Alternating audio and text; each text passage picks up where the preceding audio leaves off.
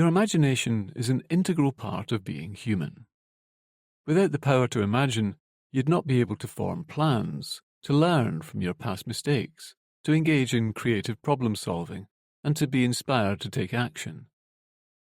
After a job interview or an important meeting, it's only natural to think of the perfect answer you could have given to a particular question if you could only go back in time.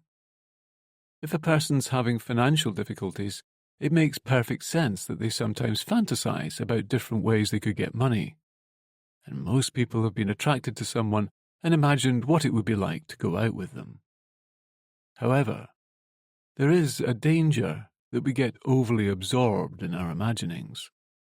Just as some people get caught up in endless worries about things that never happen, so people can get caught up in idealized scenarios of how much better their life could be in a way that stops them appreciating all the good things in their life today.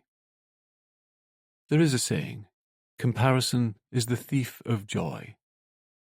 And if we relentlessly compare how things are with imaginary scenarios of things being much better, or of us making different choices in the past, it tends to dissatisfaction and resistance as if we're constantly fighting with reality.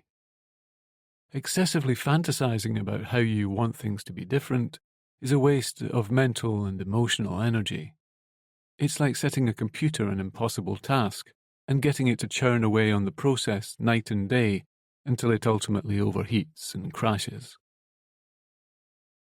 Another problem with fixating on what you wish had gone differently is that even when there are things you can do to improve a situation, you can end up making things a lot harder on yourself by over-worrying about it. To return to the job interview example, if you aren't satisfied with an answer you gave in a job interview, it's useful to give some thought to how you could do better next time. But if you're beating yourself up about it days or weeks later, getting all tensed up, racked with guilt about it night and day, then you're overstraining the mental computer again, and you're likely to make yourself less creative, less optimistic, and less productive than you would otherwise be. Accepting reality doesn't mean lying down and resigning yourself to anything that happens.